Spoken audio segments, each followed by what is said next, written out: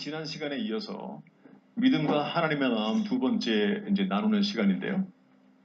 하나님을 경외하는 자를 찾으시는 하나님이라는 제목으로 같이 말씀을 나누겠습니다.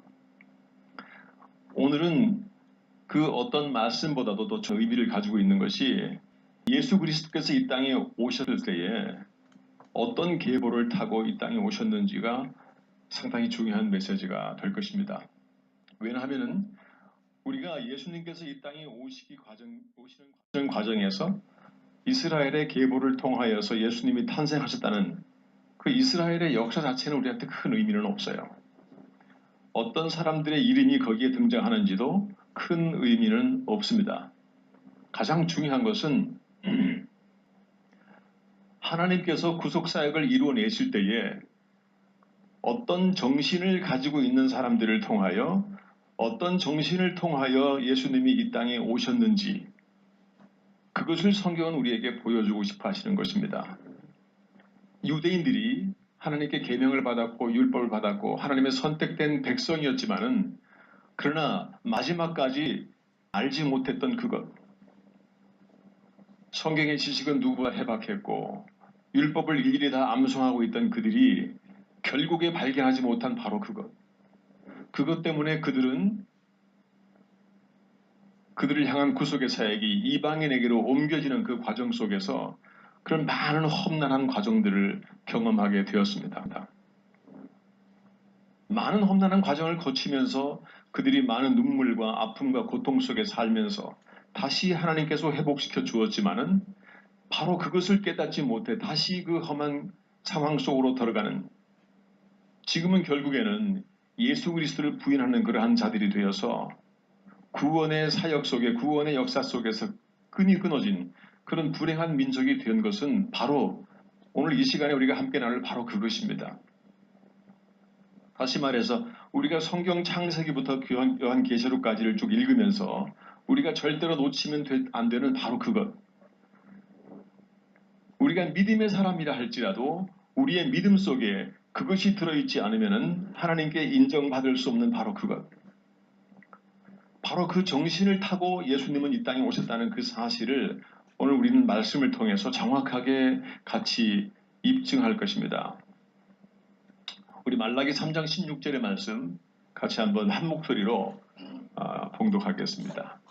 그때에 여호와를 경외하는 자들이 피차에 말하며 여호와께서 그것을 분명히 들으시고 여호와를 경외하는 자와 그 이름을 존중히 여기는 자를 위하여 여호와 앞에 있는 기념책에 기록하셨느니라. 아담 이후에 아담의 모습은 하나님 앞에서 실패를 합니다. 근데 아담의 실패가 무엇인지를 먼저 알아야 할 것이고 아담의 실패 이후에 구속의 사역을 이어가는 사람들 중에서 대표적인 인물이 있죠. 물론 아담의 자식도 있고 그 다음에 그 이후에 에녹도 있고 무드셀라도 있고 여러 명이 나타나지만 그러나 정말 중요한 것은 이 굵직굵직한 걸출한 인물들을 통해서 이어지고 있는 어떤 정신이 있어요. 그 정신은 인물들이 소개될 때마다 하나님께서 우리에게 분명하게 보여주십니다.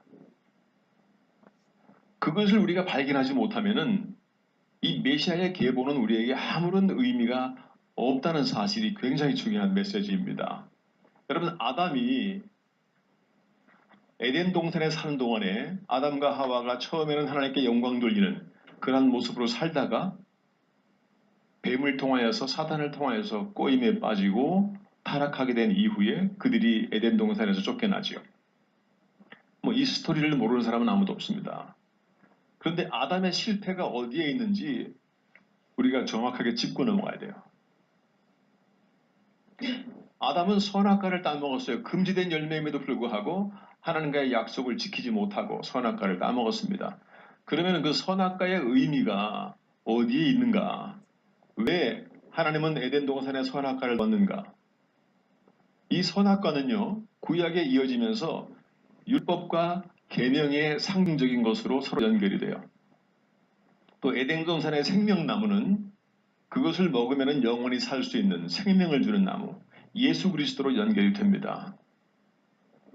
선악과의 존재 목적은 아담과 하와에게 하나님은 너희와 동등한 관계가 아니고, 하나님은 너희와 경쟁 상대가 아니고, 하나님은 너희와 똑같은 레벨에서 대화할 수 있는 그러한 분이 아니라 하나님은 경외의 대상이며 하나님은 반드시 두려움의 대상이라는 사실을 정확하게 보여주기 위해서 선악과라고 하는 것이 존재하지요. 그런데 사탄은 선악과를 이용해서 아담과 하와에게 접근해서 한 말이 뭐냐면은 하나님이 자기하고 똑같아질까봐, 자기처럼 눈이 밝아질까봐 너에게 못 먹게 하는 것이다 라고 하는 말을 통하여서 하나님과 인간이 뭔가 경쟁할 수 있는 상대인 것처럼 은근히 대화를 시작을 해요. 그래서 아담과 하와가 그 이전에는 항상 선악과를 바라보면서 나를 만드신 하나님께서 나에게 먹지 말라고 정해놓은 것, 나는 저것을 먹으면 안 돼. 그분 앞에서 복종함으로 말미암아 하나님을 두려워하고 하나님을 경외하는 그러한 관계를 계속 유지했습니다. 그리고 선악과를 먹으면 정령 죽으리라 했기 때문에 죽고 싶지 않았던 아담과 하와는 그거를 먹으면 죽을 수밖에 없다는 그 두려운 사실, 그 사실 때문에 날마다 하나님을 경외하고 두려워하는 마음으로 살았어요. 그렇다고 덜덜 떠는 그런 두려움이 아니라, 그런 무서움이 아니라 하나님에 대한 절대적인 경외함입니다.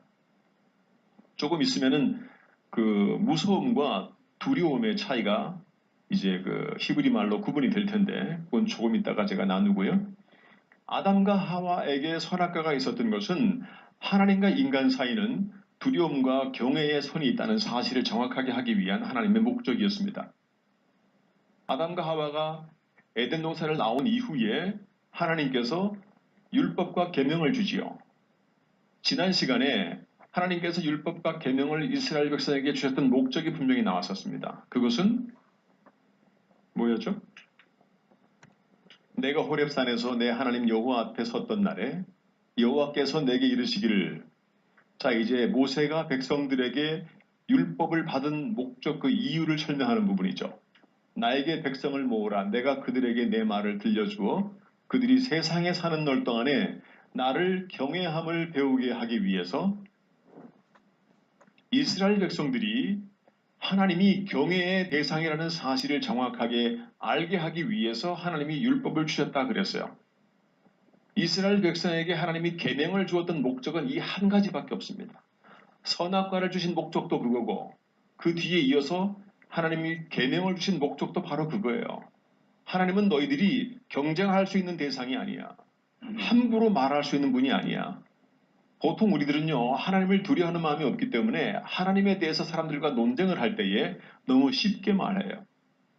여호와의 이름을 망령되게 일컫습니다. 마치 농담 속에 하나님이 들어가고, 너 하나님이 그렇게 하신 줄 알아? 이렇게 하신 줄 알아? 하면서 우리가 은연중에 흘리는 말 속에 우리는 하나님을 두려워하는 정신이 없는 사람이라는 것에 증명이 돼요. 우린 결단코 하나님이 우리에게 경외와 두려움의 대상이라는 사실을 자꾸 잊어버리기 때문에 수많은 종교 지도자들이 많은 추종자들을 얻다 보면은 교만해지면서 뭐가 없어지나요? 하나님을 두려워하는 마음이 없어지는 거예요. 하나님은 교만이 패망의 선봉이라고 그랬습니다. 왜 그럴까요? 그 이유는 교만한 자는 하나님 앞에 하나님 두려움 정신이 없어진 자를 말하는 거예요. 어떤 사람이 좋은 지위에 있고 많은 물질을 가지게 되고 어떤 권력을 가지게 되면은요, 그 사람은 그 자리에 있으면서 그 전에 있었던 하나님 경외하는 마음이 마음속에서 사라지는 겁니다. 자신의 권력과 물질이 하나님 경외하는 정신 속에 오히려 그것이 자리하면서 그들이 하나님을 경외하거나 두려워할 필요가 없어지는 것이죠.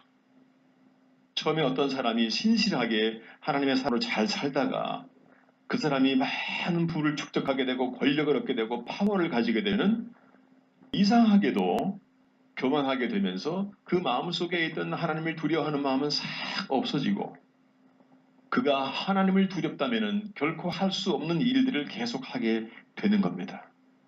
그것은 종교 지도자에게도 신학자에게도 이 세상의 많은 신앙인 중에서도 지성인 중에서도 얼마든지 일어날 수 있는 일이지요.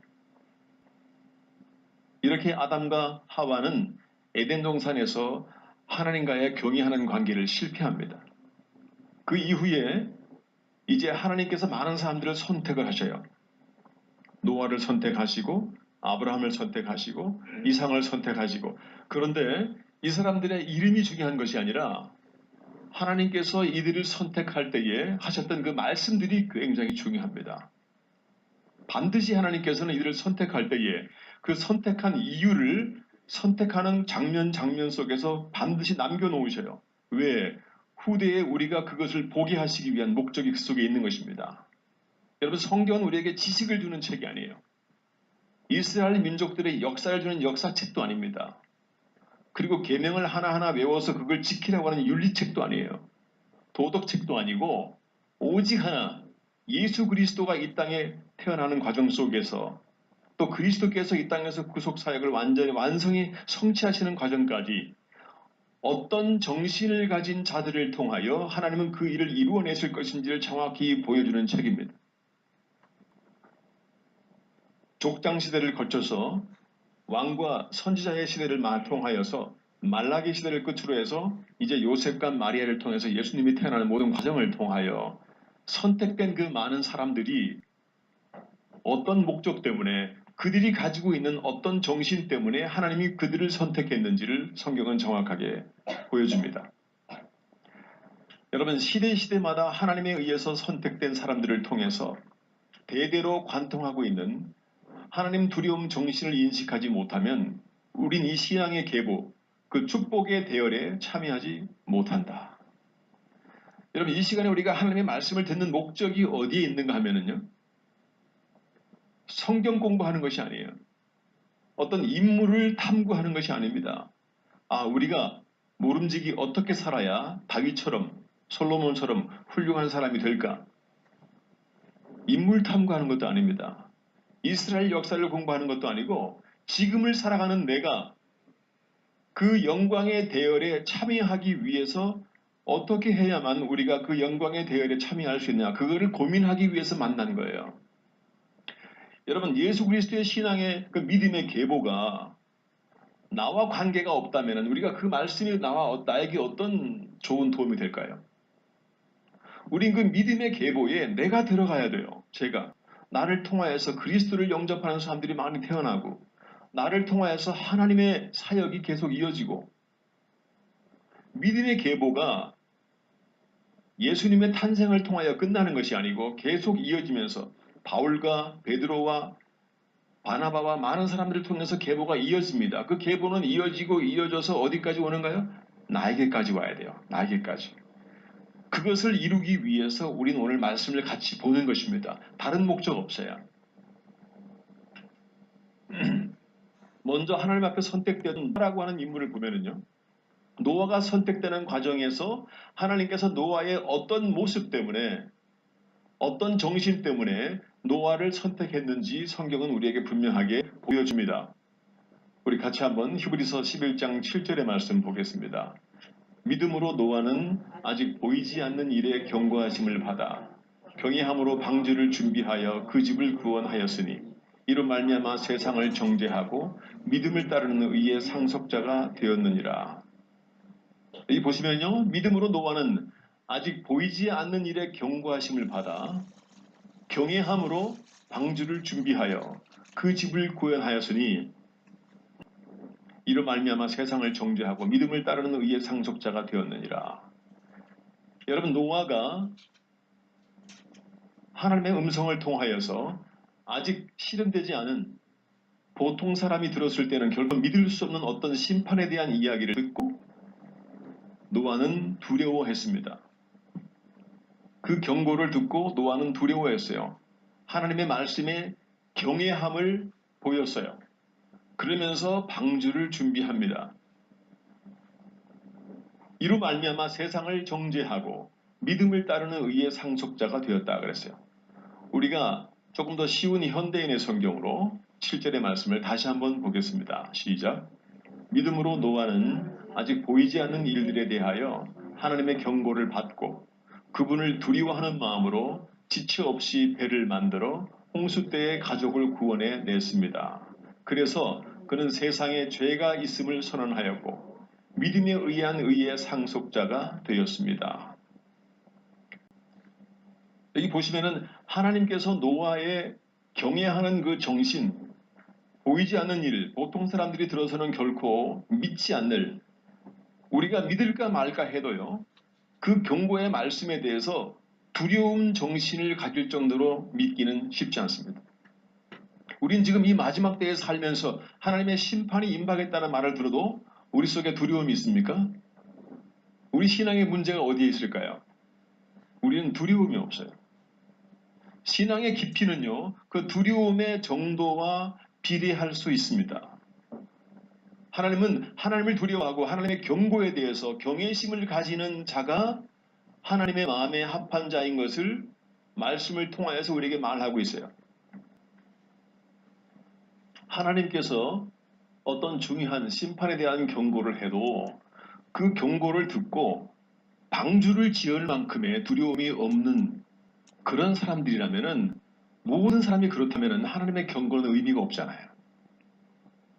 그 중에서 노아만은 하나님을 경외하는 정신으로 살았기 때문에 하나님의 경고의 메시지가 그의 마음속에 거룩한 두려움을, in holy fear라고 했어요. 거룩한 두려움을 줄 수 있었던 것입니다. 그래서 하나님은 반드시 하나님을 경외하는 두려움 정신이 있는 자를 선택을 해서 하나님 메시아의 계보를 이어가요. 성경이 분명히 우리에게 그것을 보여준다는 사실을 오늘 같이 보게 될 것입니다. 그래서 그는 세상에 죄가 있음을 선언하였고 믿음에 의해 상속자가 되었습니다. 그래서 나중에 죄와 선에 대해서, 의에 대해서 많은 대화를 나눌 때 보면은요, 죄라고 하는 것이요, 하나님을 두려워하지 않는 상태를 말해요. 좀 더 정확하게 구체적으로 말하면은. 그리고 의라고 하는 것이 하나님을 두려워하는 믿음을 가진 상태를 의라고 말합니다. 그래서 믿음도, 행함이 없는 믿음은 죽은 믿음에 있을 때에 그 믿음 속에 들어있는 그 행함을, 그 행함이라고 하는 단어를 다시 표현하면은 하나님 두려움 정신이에요. 하나님 두려움 정신이 없는 믿음은 죽은 믿음인 것입니다. 우리가 하나님의 사람으로, 크리스찬으로 예배에 참석을 하고 내가 성경을 믿는다 할지라도 우리의 믿음 속에 하나님을 두려워하는 정신이 이미 사라지고 없으면 우리의 믿음은요, 행함이 없는 믿음이 되고 죽은 믿음이 될 수밖에 없는 거예요. 하나님 두려움 정신이 우리 신앙의 기초를 이루지 않으면 우리 신앙은 많은 실수를 불러옵니다. 그리고 하나님의 영광을 가리는 행동을 서슴없이 하게 됩니다. 그러면서도 양심의 가책을 안 느낄 수도 있습니다. 여러분, 깊은 믿음의 정체를 보시면 두려움의 대상의 문제로 성경은 우리한테 해석을 하고 있어요. 우리가 뭔가를 두려워할 때에 두려움의 대상은 두 가지가 있죠. 하나는 우리의 죽음이 있고 자연재해가 있고 인생에게 불시에 닥칠 재난과 전쟁과 경제적인 어려움, 육신의 질병, 사랑하는 사람과의 이별, 슬픔, 외로움, 이 많은 것들이 첫 번째 우리의 두려움의 대상입니다. 우리가 육체 안에 거할 때는요, 영생에 대한 개념이 없이, 하나님의 말씀에 대한 개념이 없이, 영적인 삶에 대한 개념이 없이 세상 사람으로 육적인 수준에만 머물러 있으면요, 우리의 대상은 항상, 두려움의 대상은 대상 넘버 원, 이거밖에 없습니다.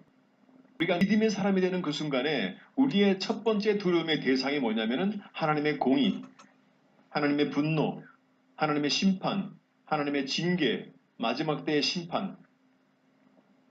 우리 두려움의 대상의 첫 번째 것이 이것으로 바뀌는 거죠. 그것이 믿음의 사람인 거예요. 믿음의 깊이도 우리가 두려워하는 대상이 무엇인지에 따라서 그 사람의 믿음의 깊이가 결정되는 것입니다. 이것이 성경에 나타난 많은 믿음의 계보를 이어가는 인물들을 통해서 입증되고 있는 부분이에요. 우리가 지난 시간에 아브라함을 잠깐 생각했습니다. 아브라함이 믿음의 조상이 될 때에 하나님께서 모리아 산에서 이삭을 바치라는 그 테스트를 통하여서 아브라함이 어떤 사람인 것을 확인했다 그랬던가요? 내가 정령으로 나를 경외하는 자인 것을 내가 이제야 알았노라 라고 하나님은 한마디 말밖에 안 했어요. 모리아 산에서 그 외아들 이삭을 바치는 그 제사의 과정을 통해서 하나님이 확인한 것은 오직 그거 하나밖에 없습니다. 여러분, 하나님은 당신의 말씀 속에 하나님의 마음을 흘려놓으신다고요. 그 모리아 산의 제사의 과정을 통해서 하나님께서 결과적으로 말씀하신 것은 이삭을 내려치려고 하는 그 순간에 칼을 붙잡고 있던 아브라함의 손을 급하게 붙잡는 하나님의 오직 한마디의 말씀. 이제 그 아이에게 손을 대지 마라. 급한 하나님의 음성은 바로 그것이었습니다. 이제야 Now I know. 보통 우리가 영어에서 내가 이제 알았어. 그럴 때 Now I know 그러거든요. NIV 성경은 그렇게 표현하고 있어요. Now I know. 내가 이제 알았어. 이제 내가 알았어. 너가 나를 경외한다는 사실을. 그러면서 아브라함을 믿음의 조상으로 삼지요. 그것이 지난주에 보았던 아브라함에 대한 이야기였습니다. 자, 아브라함에 대한 이야기는 조금 건너뛰고 그 다음에 그 아들 이삭을 볼까요? 근데 이삭의 아들 야곱을 통해서 이삭이라고 하는 야곱의 아버지가 어떤 존재였는지가 성경에 그대로 정확하게 기록이 돼요. 여러분, 야곱이 삼촌 라반의 집에서 20년을 낮의 더위와 밤의 추위와 싸우면서 라반이 야곱에게 약속을 지키게 하기 위해서 자기가 사랑하는 여인 라헬을 얻기 위해서 열심히 일을 합니다. 처음에는 그 딸 레아를 얻고 또 7년 넘게 일을 하면서 결국에는 자기가 사랑하는 라헬을 사랑하는 아내를 얻게 되죠. 이렇게 열심히 신실하게 약속을 지키기 위해서 일했던 그 야곱. 그러나 세월이 지나면서 라반의 마음이 변심을 했어요. 야곱에게 했던 약속을 지키려니까 아까워요. 그래서 라반이 야곱을 죽일 것 같아요. 그래서 야곱이 라반을 피해서 도망을 치게 됩니다. 근데 라반이 야곱을 뒤쫓아갔으나 밤중에 하나님께서 라반에게 현몽하셔서 야곱을 해하지 말라 명하죠. 이때 라반을 만난 야곱이 담대하게 삼촌에게 어떤 말을 합니다. 그 말의 내용이 창세기 31장 41절의 말씀이죠. 우리 같이 한번 읽어보겠습니다. 내가 외삼촌의 집에 있는 이 20년 동안 외삼촌의 두 딸을 위하여 14년, 외삼촌의 양떼를 위하여 6년을 외삼촌에게 봉사하였거니와 외삼촌께서 내 품삯을 10번이나 바꾸셨으며 우리 아버지 하나님의 아브라함의 하나님, 곧 이삭의 경외하는 이가 이와 함께 계시지 아니하셨다면 외삼촌께서 이제 나를 빈손으로 돌려보내셨으리나마는 하나님이 내 고난과 내 손의 수고를 보시고 어젯밤에 외삼촌을 책망하셨나이다. 여러분, 라반이 야곱을 쫓아가서 야곱을 충분히 죽일 수 있는 그 상황이었습니다. 바로 그 직전 상황에서 하나님께서 라반에게 꿈에 나타나서 말씀하시죠. 야곱에게 손을 대지 마라. 그는 내가 사랑하는 자이다라고 하나님이 말씀하셔요. 그때에 야곱은 더 확실하게 하나님이 자기를 지켜주신 것을 알고 이제 담대하게 자기가 무서워하던 라반 앞에 서서 라반에게 말을 합니다. 내가 외삼 집에 있는 동안에 이렇게 두 딸을 위하여 14년, 양떼를 위하여 6년을 봉사했는데 당신께서 약속을 지키지 않았고 그러나 아버지의 하나님, 아브라함의 하나님, 곧 이삭이 경외하는 이가, 여기서 이삭은 자기 아버지잖아요.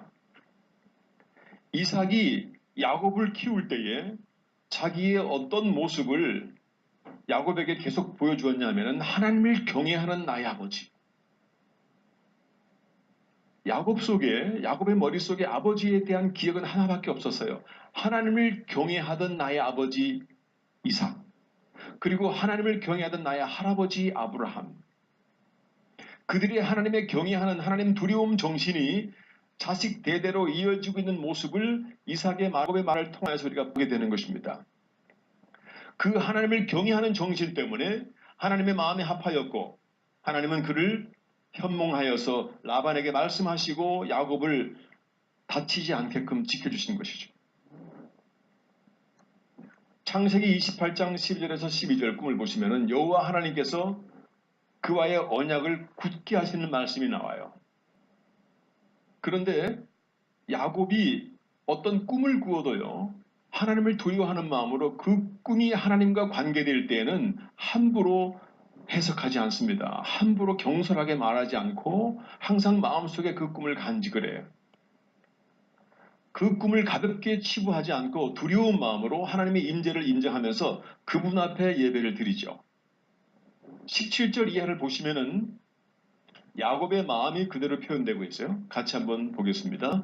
이에 두려워하여 이르되 두렵도다 이곳이요 이것은 다름 아닌 하나님의 집이요 이는 하늘의 문이로다 하고 야곱이 아침에 일찍 일어나 베개로 삼았던 돌을 가져다가 기둥으로 세우고 그 위에 기름을 붓고 그곳 이름을 베델이라 하였더라. 이 성의 옛 이름은 루스더라라. 여러분, 야곱이 꿈속에서 하나님께 약속을 듣고 언약을 듣고 이런 모든 과정을 통하여서 그는 하나님에 대한 말씀이 두려워합니다. 하나님이 나에게 보여준 사실들에 대해서 경솔하게 치부하지 아니하고 그는 그 모든 과정들을 통하여 하나님을 경외하는 정신 상태로 그 상황들을 만나기 때문에 그는 함부로 생각하지 않는 것이지요. 제가 그 장모님 돌아가셨을 때에 꿈에 그 장모님 천국 가신 모습 이렇게 그 그림처럼 이렇게 보았을 때에 그 모습이 평생 제 마음속에 잊혀지지 않아요.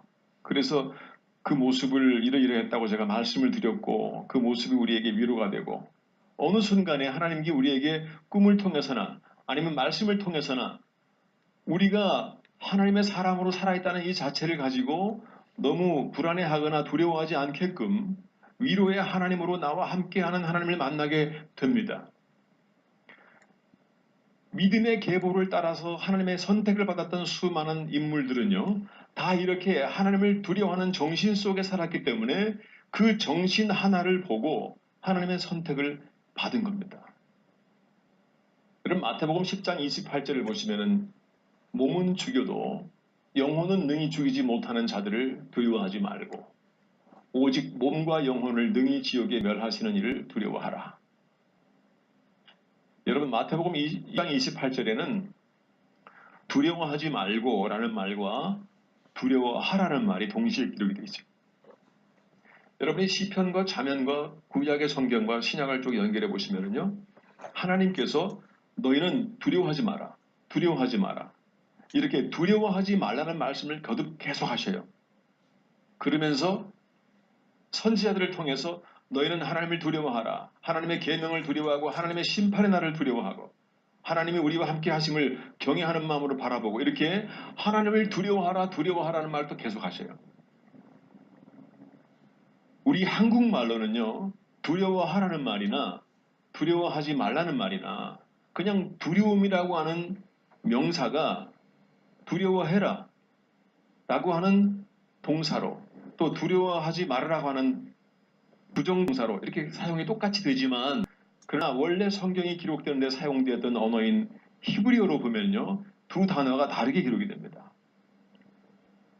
첫 번째 무서움, 두려워하지 말라 하실 때의 이 두려움은 무서움이에요. 아레츠라고 하는 단어인데 무서워서 덜덜 떨면서 그것 때문에 어쩔 줄 모르는 그 상태죠. 마음이 불안하고 마음이 옥죄이고 마음에 자유함이 없고 그것이 나를 억눌러서 그것 때문에 겁이 나가지고 잠도 자지 못할 정도로 덜덜 떠는 그 무서움.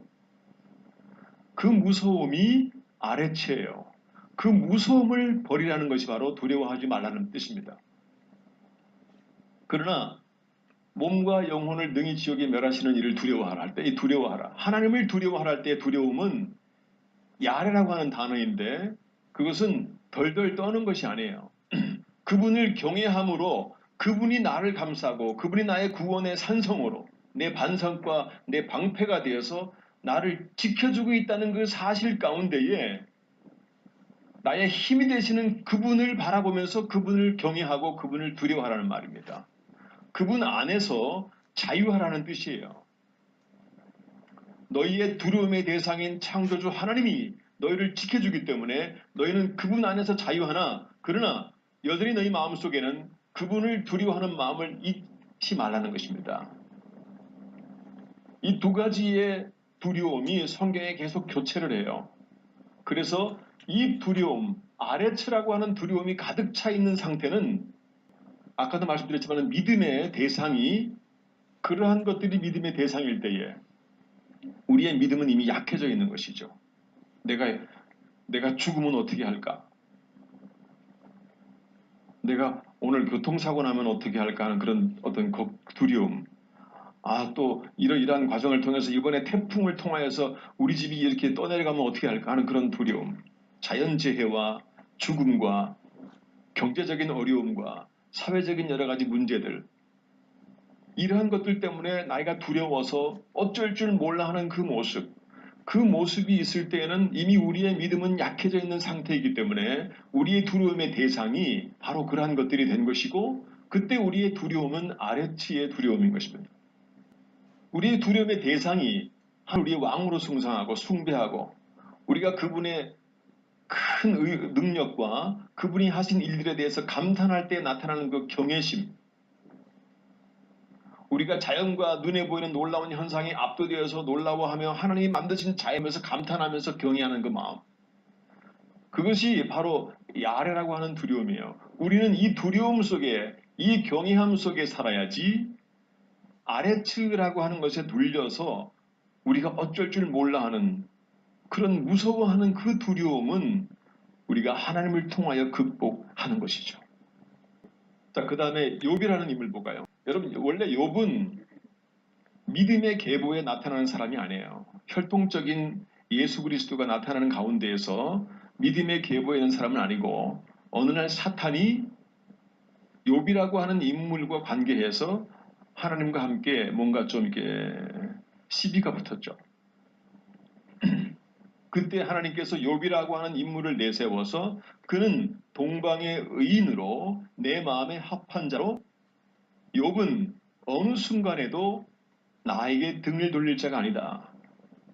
그럴 때에 사탄이 욥이라고 하는 사람도 하나님께 환난을 당하면 등을 돌릴 수밖에 없습니다.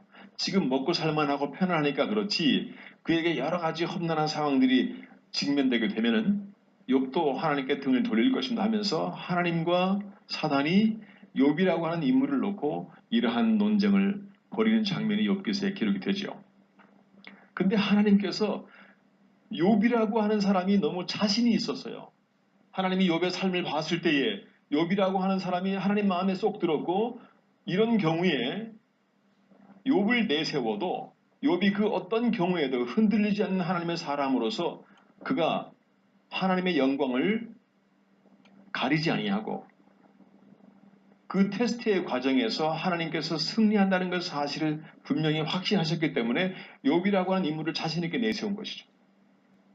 그러면 욥을 지탱하던 신앙 정신이 무엇이었던가? 하나님은 그것을 보여주고 싶었던 거예요. 후대를 사는 우리에게 말씀을 통하여서 욥을 지탱하고 있던 신앙 정신이 무엇인지를 보여주시고 싶었던 것입니다. 욥의 신앙의 기초에 어떤 것이 숨어 있었을까? 왜 하나님께서는 그 기가 막힐 테스트의 대상으로 기꺼이 욥이라는 인물을 선택하셨을까? 하나님의 지목과 선택에는요, 한치의 오차도 없을 것이 분명하잖아요. 그렇다면은 욥의 무엇을 보고 욥의 어떤 모습 때문에 하나님께서는 욥이라는 인물을 믿고 이 시험을 통하여 이 사건을 통해 사탄의 코를 납작하게 했을까요? 사탄이 이런 자는 감당하지 못할 것이라는 사실을 우리에게 보여주고 있단 말입니다.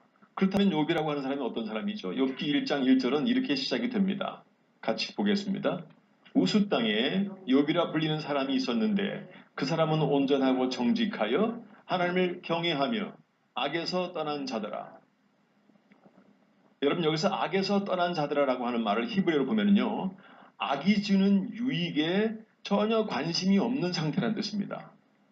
우리가 어떤 악한 일을 했을 때에 그것이 나에게 큰 어떤 이익을 주거나 나를 부자로 만들어준다면은 우리가 그 악한 일을 서슴없이 하게 되잖아요. 타락한 인간의 속성은 그렇잖아요. 그러나 욥은 그 마음속에 어떤 정신이 있었기 때문에 그 정신 때문에 악한 어떤 일들이 나에게 그 어떤 많은 이익을 주어도 그거에 전혀 관심이 없는 그 상태, 악을 떠난 상태, 그 원인이 뭐죠? 하나님을 경외하는 것입니다. 하나님을 경외하는 욥의 마음을 꽉 채우고 있는 하나님 두려움 정신이 그를 온전하고 정직하게 만들었고 악을 떠난 자로 만든 거죠. 하나님은 욥을 소개할 때에 욥이라고 하는 자는 나를 경외하고 나를 두려워하는 정신을 가지고 있는 사람이라는 사실부터 먼저 딱 못을 박아주는 거예요. 1장 8절과 9절을 보면은 욥에 대한 하나님과 마귀의 대화가 교체가 됩니다. 우리 같이 한번 볼까요? 여호와께서 사탄에게 이르시되 내가 내 종 욥을 주의하여 보았느냐 그와 같이 온전하고 정직하여 하나님을 경외하며 악에서 떠난 자는 세상에 없느니라. 사탄이 여호와께 대답하여 이르되 욥이 어찌 까닭 없이 하나님을 경외하리까.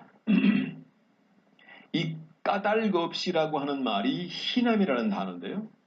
이 단어는 어떤 목적이 없이 그리고 뭔가 손해를 봄에도 불구하고 또 이익되는 것도 없이 특정한 이유도 없이 그렇게 할 욥이 아무 까닭 없이 하나님을 경외하는 건 아니에요. 사탄이 제일 싫어하는 사람이 어떤 사람인지 아세요? 하나님을 경외하는 사람. 그러니까 사탄이 말하잖아요. 여호와께 대답하여 이르되 욥이 어찌 까닭 없이 이유 없이 조건 없이 하나님을 경외하지 않습니다.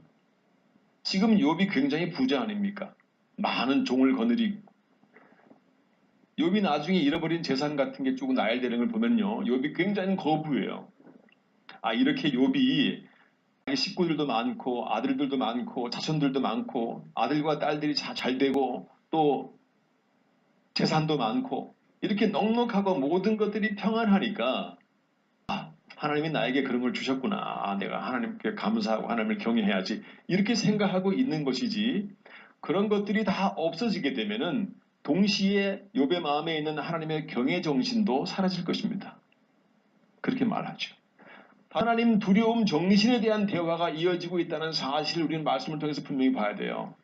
하나님의 관심과 사단의 관심이 어디에 있는지 말씀 속에 우리가 픽업해내야 됩니다. 찾아내야 된다는 사실이지요. 욥의 두려움 정신이 욥의 신앙을 지키고 있던 욥의 신앙의 기초를 이루고 있던 그래서 하나님께 마음에 합한 자가 되었고 하나님의 인정을 받아서 이 땅을 살아가는 많은 인물들 중에서도 특별히 하나님의 사람으로 선택받아 사탄과의 심에서도 이렇게 한 사람의 사람으로 하나님께 영광 돌리는 사람이 된 거라는 사실이죠. 여러분도 아시는 것처럼 요셉이라고 하는 사람이 종으로 팔려가서 보디발 장군의 집에 종이 되었잖아요. 종의 모습으로 살다가 나라의 왕의 꿈을 잘 해몽을 해가지고 그 나라의 그 프라임 미니스터가 됐어요. 총리가 되었어요. 이스라엘 백성들이 애굽 땅의 노예로 팔려갔을 때에 그 중에서 요셉이라고 하는 인물이 있었는데 요셉이 보디발 장군의 집에 일꾼으로 일하다가 어느 날 왕이 꿈을 꾸었어요. 꿈을 꾸었는데 그 꿈의 내용을 아무도 해석을 못하는 거예요. 아무리 똑똑한 그 나라의 박사들도. 요셉이 그 꿈의 해몽을 어떻게 했죠? 앞으로 7년 동안 풍년이 들 것이고 그 7년의 풍년이 끝나면은 7년 동안에 극심한 기근이 올 것이다. 그러니 7년 동안의 풍년 동안 우리는 많은 곡식을 저장해 놓았다가 7년의 기근을 준비해야 된다. 그때 왕이 그 말을 믿었어요. 그래서 요셉의 말대로 이루어지면서 7년의 기근이 왔을 때에도 애굽 땅에 굉장히 많은 풍성한 곡식과 먹을 것들이 있어서 다른 나라까지도 도와주었다고 성경은 기록하고 있어요. 이 모든 것들이 요셉에 의해서 이루어진 일이잖아요. 그런데요, 요셉이 애굽 땅에 팔려가서 그 이스라엘 백성들이 애굽의 노예로 살아가잖아요. 바로 430년 동안. 어떤 사람은 350년, 400년, 430년, 뭐 횟수가 중요한 것은 아니라 400년이 넘게 노예 생활을 하는 동안에 이스라엘 백성들이 무조건 계속 힘들었던 게 아니에요. 요셉이 총리가 되었을 때는요, 이스라엘 백성들이 굉장히 잘 먹고 잘 살았습니다. 적어도 몇 년 동안이었을까요? 요셉이 젊어서 졸업하려가지고 감옥에 갇혀가지고 결국에는 왕의 꿈을 잘 해몽해서 총리가 되었잖아요. 요셉이 몇 세에 죽었죠? 110세에 죽었어요. 그렇다면 수십 년 동안 이스라엘 백성들은 애굽 땅에 종으로 갔지만 포로된 그 공간에서 요셉 때문에 풍성하게 잘 먹고 잘 살았어요. 나중에 이제 시간 지나면서 요셉은 죽어요. 110세에. 그리고 새로운 왕, 요셉을 전혀 모르는 사람이 왕이 됨으로 말미암아 어떤 일이 생기냐 하면은 우리 같이 한번 보겠습니다. 요셉을 알지 못하는 새 왕이 일어나 애굽을 다스리더니 계속 읽어주세요.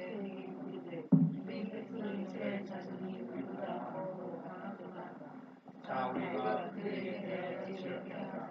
그럴건대 그들이 더 망하게 되면 전쟁이 일어날 때 우리 군에서 나가라. 우리가 싸우고 우리 땅에서 나갈까 하고. 이제 거기까지만 보겠습니다. 시간이 제한되어 있기 때문에 요셉을 모르는 새로운 왕이 등극을 하면서 이제 그 왕이 요셉도 죽었잖아요. 근데 그 왕이 가만히 정세를 살펴보니까 아니 포로로 잡혀와 있는 이스라엘 백성들이 더 건강하고 인구가 더 많아요. 이거 앞으로 이거 문제가 되겠다. 이 쟤네들이 쿠데타를 일으키면은 우리가 왕위를 잃어버릴 수도 있겠네. 주인과 객이 바뀌는 상황이 될 수도 있겠구나. 이렇게 두려워합니다. 그래서 이스라엘 백성들에게 고욕을 주어서 남자들을 고생하게 만들어가지고 생산 활동을 못하게 해요. 그래서 출생이 비율을 약하도록 그렇게 만들어버립니다. 어려운 노동으로 그들의 생활을 괴롭게 하고 흙을 이기고 벽돌을 붓고 많은 고역을 줍니다. 포로로 잡혀와 있으니까 왕이 시키면 시킨 대로 해야지요. 이제 자기들을 지켜주었던 요셉도 없으니 이제 이스라엘 백성에게는 아무런 힘이 없어요. 그러면서 애굽 왕이 히브리 산파 시브라라 하는 사람과 부하라 하는 사람에게 말하여서 이르되 너희는 히브리 여인을 위하여 해산을 도와줄 때에 그 자리를 살펴서 아들이면은 죽이고 딸이면은 살려두어라. 왜냐면 그 당시에 집집마다 아이가 출생할 때에 아이를 받아주던 산파가 이 사람들이었거든요. 이 사람들을 불러가지고 아이가 태어날 때에 아들이면은 죽여라. 그리고 딸이면 살려주어라. 이렇게 해서 이스라엘 백성들의 번성을 완전히 원초적으로 막아버릴 계획을 가지게 되죠. 이때 산파가 바로에게 대답하되 히브리 여인은 애굽 여인과 같지 아니하고 건강하여 산파가 그들에게 이르기 전에 해산하였더라 함이라. 여기 보세요. 산파들이 변명을 해요. 히브리 여인들은요 얼마나 건강한지 소문 듣고 내가 그 집에 딱 도착하면은 벌써 아이를 쑥 낳았다니까요. 그래서 제가 어찌할 수가 없었어요. 이미 나아 있는 아이를 내가 부모 앞에서 갖다 버릴 수는 없잖아요. 아이가 나오기 전에는 제가 어떻게 해가지고 아이를 죽일 수 있을지 모르겠지만 안 되더라고요 하면서 변명을 합니다. 여기 보세요. 하나님이 그 산파들에게 은혜를 베푸시니 그 백성은 번성하고 매우 강해지니라. 그 산파들은 21절 같이 볼까요? 그 산파들은 하나님을 경외하였으므로 하나님이 그들의 집안을 흥왕하게 하신지라. 여러분 하나님을 경외하는 산파들을 이용해서 모세라고 하는 메시아의 계보를 이어갈 사람의 생명을 이어지게 하는 하나님을 여기 만나게 되는 것입니다. 하나님은 산파를 통해서도 모세의 장인 이드로를 통해서 지난 시간 우리는 이드로에 대해서 공부했었죠. 이드로가 어떤 사람이었죠? 하나님을 진정으로 경외하는 자였더라. 그래서 이드로를 통하여서 하나님 두려움 정신을 공부했던 것이 모세였습니다. 하나님은 이드로를 만나게 하시고 또 이 산파들을 사용해서 그리고 보세요.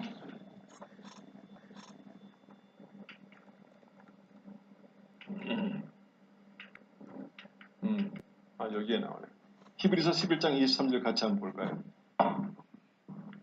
믿음으로 모세가 낳았을 때에 그 부모가 아름다운 아이임을 보고 석 달 동안 숨겨 임금의 명령을 무서워하지 않았더라.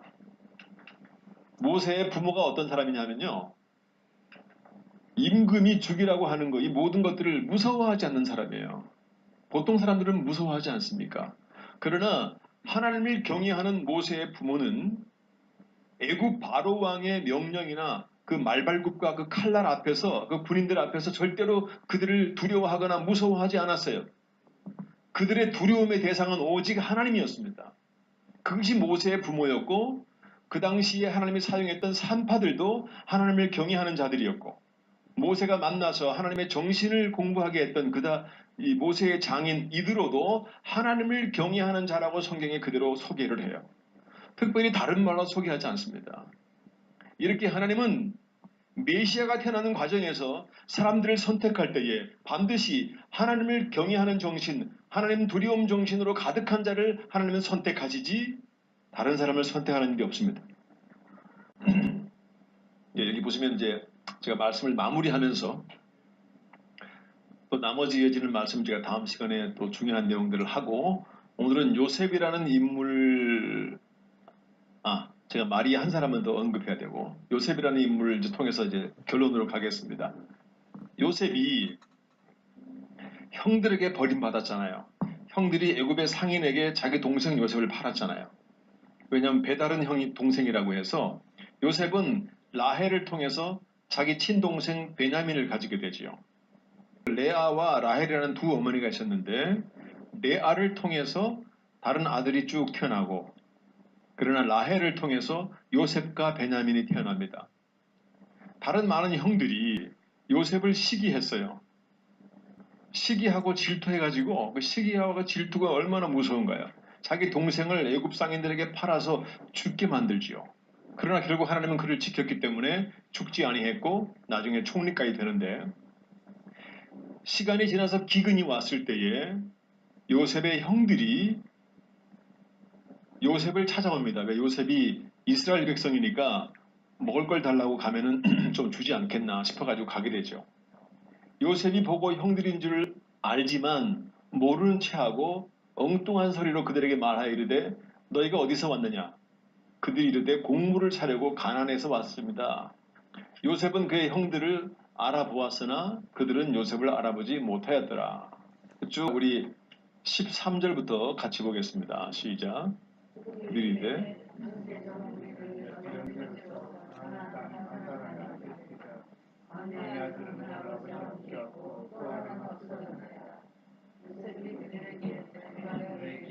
너희는 정상적이다 너희는 네가 지하여 너희 진실함을 증명할 것이다. 바로의 생명으로 맹세하니 너희 막내하고 너희들이 오지 아니하면 너희가 돌아갈 것이다. 너희가 막내하고 너희 아우를 데려오게 하고 너희는 갇혀있어 내가 너희의 말을 시험하여 너희 중에 진실이 있는지 보리라. 바로의 생명으로 맹세하노니 그리하지 아니하면 너희는 과연 정탐꾼이라 하고 그들을 다 함께 3일을 가두었더라. 사흘 만에 요셉이 그들에게 이르되 나는 하나님을 경외하노니 너희는 이같이 하여 생명을 보존하라. 여러분 자기를 죽게 한 형들에 대한 분노가 요셉의 마음속에 있었습니다. 요셉이 고생스럽고 보디발의 집에서 고생하면서 또 감옥에 갇힌 억울한 일을 당하면서도 위험한 순간순간에 자기를 팔았던 형에 대한 분노와 배신감이 있었을 거예요. 결국에 그 형들이 자기를 찾아와서 곡식을 사겠다고 얻으려고 왔을 때에 그들의 형들에게 이제 테스트하지요. 동생 베냐민을 데리고 오라고. 그 과정 속에서 요셉은 자기 자신에 대해서 이렇게 말합니다. 요셉이 그들에게 이르되 나는 하나님을 경외하노니 너희는 이같이 하여 생명을 보존하라. 요셉은 자기 자신이 어떤 판단을 내릴 때에 그 판단의 근거가 어디에 있냐면은 본인을 차지하고 있던 하나님 두려움 정신이었어요. 요셉이라고 하는 사람이 이렇게 사람들을 용서해주고 자기가 분노에 차게 만들었던 형들을 받아주고 그들의 생명을 보존해주고 오히려 그들이 앞으로 잘 살아갈 수 있도록 배려해주는 그 동기가 어디에 있냐면은 그의 마음을 차지하고 있던 하나님 결심, 하나님 두려움 정신이었다는 사실입니다. 우리가 어떤 일을 할 때에 내가 누구를 도와주고 용서해주고 많은 좋은 일들을 할 수 있지만 그 일을 하게 하는 원인이 하나님 두려움 정신일 때에 그것이 하나님께 영광이 된다는 사실이죠. 여러 내용들을 제가 좀 스킵을 하고 이제 성탄절이 되었기 때문에 마리아에 대한 내용만 간단하게 언급하고 말씀을 마무리하죠. 그럼 누가복음 1장 46절로 50절을 보시면은 우리 같이 한번 중요한 말씀 같이 보겠습니다. 시작. 마리아가 이르되 내 영혼이 주를 찬양하며 내 마음이 하나님 내 구주를 기뻐하였음은 그 여종의 비천함을 돌보셨습니다. 보라 이제 후로는 만세의 날을 복이 있다 일컬이로다. 능하신 이가 큰 일을 내게 행하셨으니 그 이름이 거룩하시며 그 긍휼하심이 두려워하는 자에게 대대로 이르는도다. 마리아가 어떻게 고백하나요? 하나님의 긍휼하심과 하나님의 인도하심은 어떤 자들에게요? 하나님을 두려워하는 자들에게 대대로 이루어진다는 것입니다. 마리아의 찬양을 통하여서 메시아가 어떤 자들을 통하여 이어져 왔는지를 보여주는 부분이에요. 그냥 뜬금없이 하나님이 마리아를 선택한 것이 아니라 이 정확한 사실을 인지하고 있던 한 여인, 그 여인의 마음을 차지하고 있던 하나님 두려움 정신, 그 하나님을 두려워하는 정신을 가진 자들을 통하여서 메시아가 올 것이라는 믿음을 가지고 있는 이 여인, 하나님이 이 여인을 선택한 것입니다. 우리가 지금을 살아가면서요, 한 사람의 신앙인으로 이 마지막 때에 하나님의 사람으로 인정받고 그분의 축복의 주인공이 되고 그분이 나에게 많은 관심을 가지게 할 수 있다면 그것은 우리 속이 하나님 두려움 정신으로 가득해야 된다는 사실이에요. 우리가 무엇인가를 할 때에 우리의 신앙의 그 자리에 우리의 믿음의 뚜껑을 열었을 때에 그곳에는 반드시 하나님 두려움 정신이 있어야 됩니다. 우리가 매스컴을 통해서 방송을 통해서 많은 사람들에게 손가락질을 당하는 많은 종교 지도자들, 어떤 사람은 지금 감옥에 가 있고 또 누구는 욕먹고 하는 많은 일들이 나오잖아요. 그들이 예전에는 뭔가 좀 훌륭했지만 시간이 지나면서 그들의 마음속에 있던 하나님의 두려움 정신이 조금씩 사라지니까 그들은 하나님의 영광을 가리는 행동을 서슴지 않고 하게 되는 것입니다. 지금 어떤 사람이 어떤 자리에 있느냐가 결코 중요하지 않아요. 정말 그 사람의 마음속에 하나님을 두려워하는 정신이 있느냐. 하나님은 끝까지 그것만 지켜보십니다. 우리 인간은 지금의 모습만 봐요. 얼마나 화려하고 훌륭하고 멋있는 위치에 있느냐. 그것만 보지만 하나님은 절대 그거에 관심 없습니다. 그저 하나님은 우리 인간을 볼 때에 저 티끌보다 못한 하나의 먼지처럼밖에 안 보이는 거예요. 우리는 흙이잖아요. 우리는 흙으로 돌아갈 존재입니다. 아담과 하와가 에덴 동산에 나올 때에 하나님이 딱 한마디밖에 안 했잖아요. 너희는 흙이니 나중에 흙으로 돌아갈 것이다. 그것만 잃어버리지 않고 살면은 너희 마음속에 있는 하나님 두려움 정신은 항상 유지할 것이다. 하나님 두려움 정신이 에덴 동산에서 그들이 잃어버렸을 때에, 그래서 하나님을 나와 경쟁 상대로 내가 하나님처럼 되고자 했을 때에, 그 영광을 탐냈을 때에 그들 마음속에서 하나님 두려움 정신이 사라지자 그들은 에덴 동산에 머물 자격을 잃어버리게 된 것입니다. 우린 이 마리아처럼 우리의 환경이 아무리 열악하고 그냥 하나의 미천한 여인처럼 작은 한 사람의 크리스찬으로 저 지구상 한 기퉁이에서 초라한 모습으로 살고 있는 것 같지만, 그러나 우리 속에 하나님의 두려움 정신이 있다면은 하나님은 우리를 통하여 당신의 일을 하시고 마지막 때에 믿음의 계보에 우리를 얹어준다는 사실 여러분 믿으시면은 아멘 하시기 바랍니다. 예, 우리 같이 우리 크리스마스도 되고 했으니까 우리 찬송 하나 같이 하겠습니다. 고요한 밤, 거룩한 밤 찬송하면서 같이 기도하겠습니다.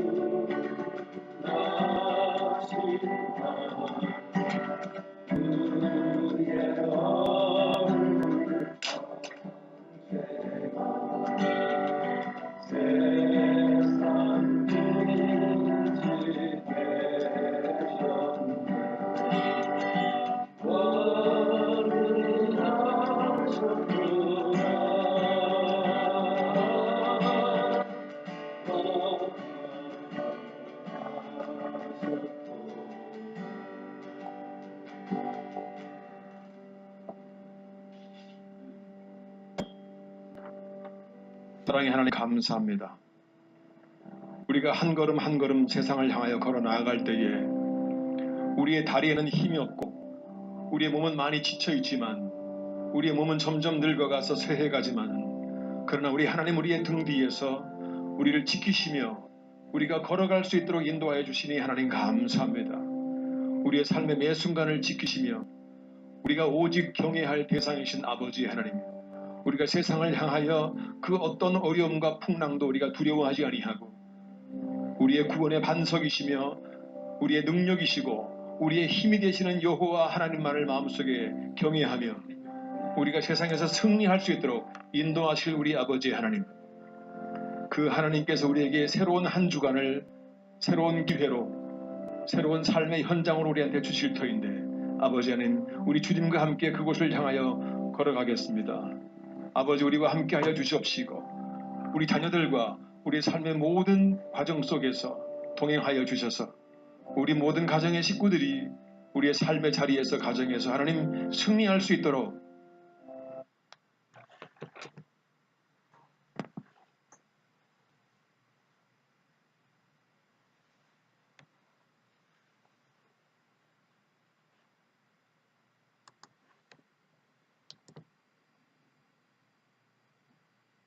하나님 주신 한 주간을 하나님 주신 힘으로 살 수 있도록 우리 하나님 도와주시옵소서.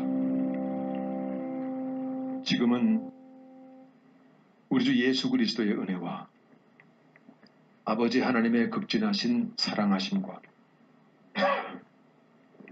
우리가 힘들고 어려울 때마다 우리 오른손을 꼭 붙잡아 주실 성령 하나님의 동행하심과 함께 하심이 오늘도 주의 말씀 가운데에 하나님을 경외하는 모습으로 믿음의 계보의 한 사람이 되어 이 마지막 때에 승리하는 주의 백성으로 살기를 간절히 소망하는 지금 이곳의 모든 우리 권속들과 우리 가정의 식구들과 모든 자녀들 머리 위에 이제로부터 영원까지 함께 계시옵기만을 간절히 축원하옵나이다. 아멘.